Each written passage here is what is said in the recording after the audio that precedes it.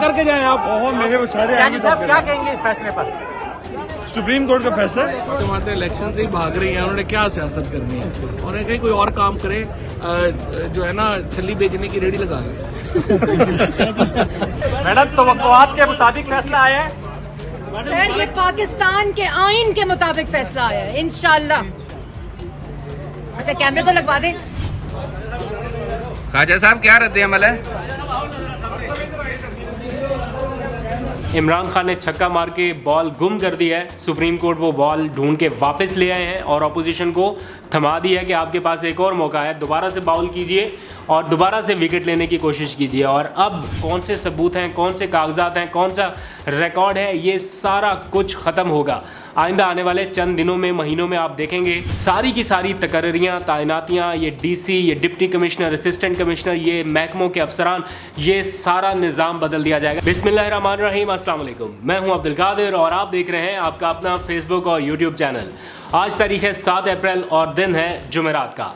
Supreme court of Pakistan की जानिब से एक बड़ा सरप्राइज़ उन तमाम लोगों के लिए जो ये समझ रहे थे कि शायद पाकिस्तान कबल अज़ वक्त इंतखाबात की जानिब जा रहा है। जी हाँ, ऐसा अभी फ़िलहाल होता दिखाई नहीं दे रहा, क्योंकि 3 अप्रैल की पोजीशन पर पाकिस्तान वापस लौटने जा रहा है। सुप्रीम कोर्ट ने हुक्म दे दिया है, डिप्टी स्पीकर कासिम सूरी की रूलिंग को कलअदम करार दे दिया गया है। वज़ीर आज़म इमरान खान के 3 अप्रैल से अब तक के तमाम इक़दाम को कलअदम करार दिया गया है। अदम एतमाद की तहरीक बरकरार है। असम्बलियाँ जो तहलील कर दी गई थी, यानी कौमी असम्बली जो तहलील की गई थी, वो भी वापस बहाल कर दी गई है। मैं ज़्यादा डिटेल में नहीं जाऊँगा, लेकिन सुप्रीम कोर्ट के 5 रुकनी बेंच ने ये फ़ैसला मुत्तफ़िक़ा तौर पर जारी कर दिया है। कुछ लोग कहते थे कि शायद 4-1 से या 3-2 से, मैं खुद भी ये समझता था कि 3-2 से शायद ये फ़ैसला है, कोई डिवीज़न हो, लेकिन सुप्रीम कोर्ट की जानिब से मुत्तफ़िक़ा ये फ़ैसला दिया गया है। अब इस सारी सूरत हाल में सोचने की बात यह है कि कुछ लम्हात पहले तक, यानी 1-2 घंटे पहले तक, एक कदम आगे दिखाई देने वाले वज़ीर आज़म इमरान खान और हुकूमती जमात या पीटीआई जमात अब एक कदम नहीं बल्कि 2 कदम पीछे हटती दिखाई दे रही है। वज़ीर आज़म ने एक हंगामी इजलास सबसे कुछ देर पहले तलब किया बनी गाला में। इस व्लॉग के बाद मैं वहीं पर सीधा जाऊंगा, जाके देखूं कि क्या कानूनी और आइनी ऑप्शंस अभी भी बाकी हैं, क्या कोई ऑप्शन, कोई कार्ड अभी भी बाकी है, क्योंकि 3-4 दिनों से मुसलसल मुशावरत की जा रही है कि अगर सुप्रीम कोर्ट का ये फ़ैसला इस तरह से आया तो उस सूरत में क्या किया जा सकता है।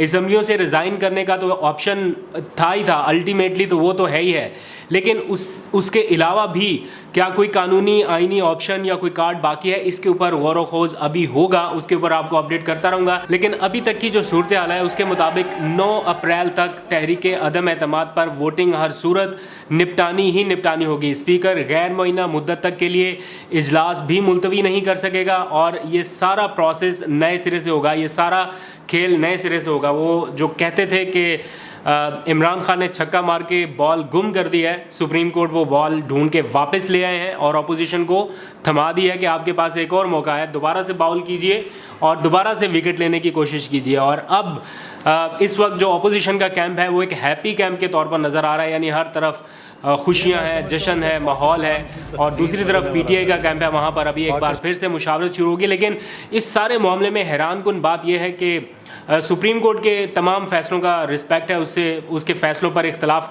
किया जा सकता है, वो जो सियासी पार्टियां हैं या जो फ्री कैन हैं वो कर सकते हैं। लेकिन मैं ये सोच रहा था कि शायद इस सारे मामले में जो मुबैना आलमी साजिश है उसके किसी ना किसी पहलू को मद्देनज़र रखेगी सुप्रीम कोर्ट। ये जो सिंध हाउस में जो कुछ भी हुआ, सुप्रीम कोर्ट इसके ऊपर भी अपनी कोई ना कोई रूलिंग दे या अपना कोई ना कोई फ़ैसला दे। चूँकि अभी ये शॉर्ट ऑर्डर आया है, तफसीली ऑर्डर नहीं जारी हुआ, इसलिए उसका भी इंतज़ार है।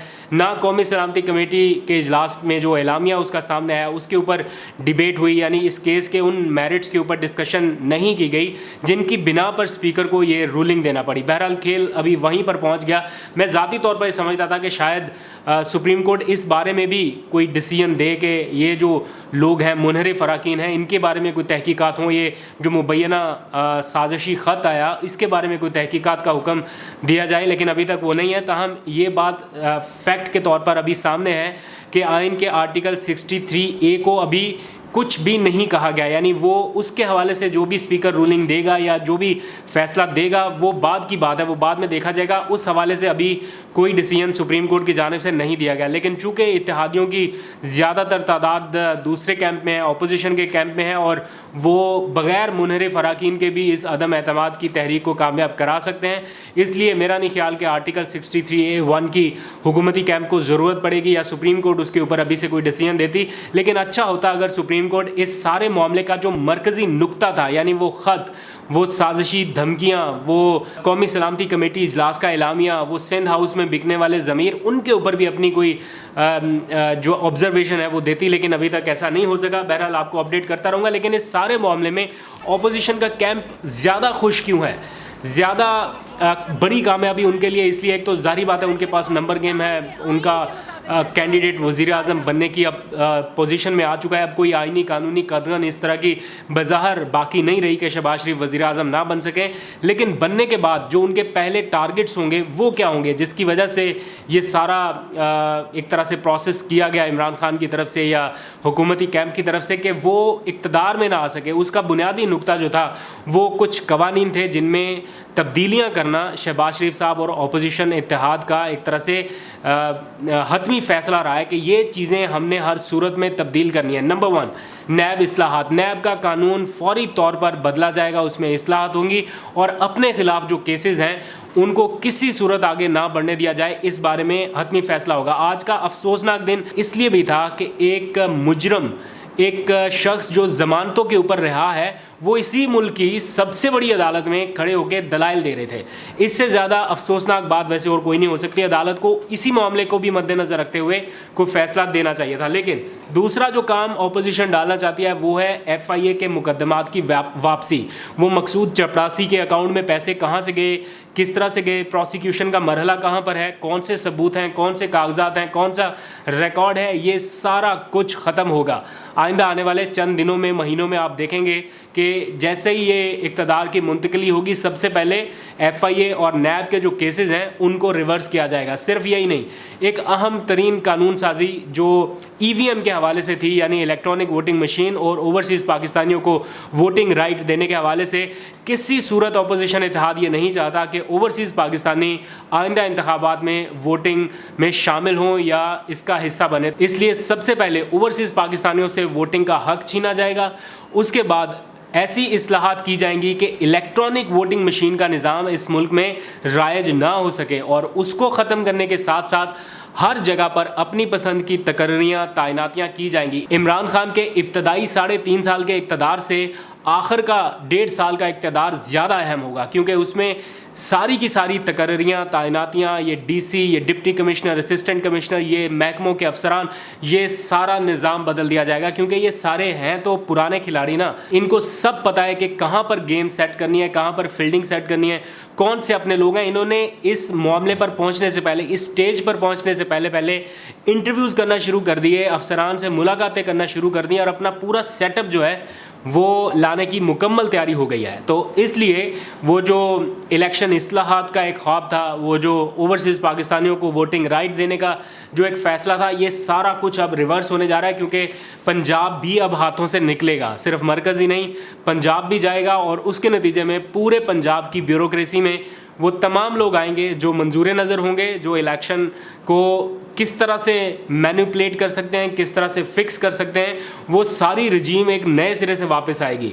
अब जो सूरत हाल इस वक्त है वो इमरान खान साहब के या हुकूमती कैंप्स के हाथों से निकल चुकी है। अब कोई ऑप्शन नहीं है सिवाय इसके कि या तो मुश्तरका तौर पर, मुत्तफ़िक़ा तौर पर रिज़ाइन कर दिया जाए। अगर इक़्तिदार जाता भी है दूसरे कैंप के, अपोजिशन कैंप के पास, तो सारी असम्बलियों से रिज़ाइन कर दिया जाए, खैबर पख्तूनख्वा से, पंजाब से और कौमी असम्बली की नशिस्तों से। अगर सारे अरकान मुत्तफ़िक़ा तौर पर बैक वक्त मुस्ताफ़ी हो जाएं तो फिर ऐसी सूरत हाल पैदा होगी कि शायद असम्बलियाँ ना चल सकें और अल्टीमेटली नए इलेक्शन की तरफ ही जाना पड़े। लेकिन इस सारे मामले में इलेक्शन कमीशन का जो किरदार है उसके ऊपर बहुत बड़ा क्वेश्चन मार्क है। यानी एक इदारा जिसकी बुनियादी ज़िम्मेदारी, आइनी ज़िम्मेदारी है कि वो 3 माह में इलेक्शन कराने का पाबंद है, वो अभी तक कह रहा है कि हमें इंतखाब कराने के लिए 7 महीने का वक्त चाहिए। 3 भी नहीं, 6 भी नहीं, 7 महीने तक का वक्त चाहिए। मतलब एक ज़िम्मेदारी है आईनी जिम्मेदारी इस इदारे की जिसके नाम पर करोड़ों अरबों रुपए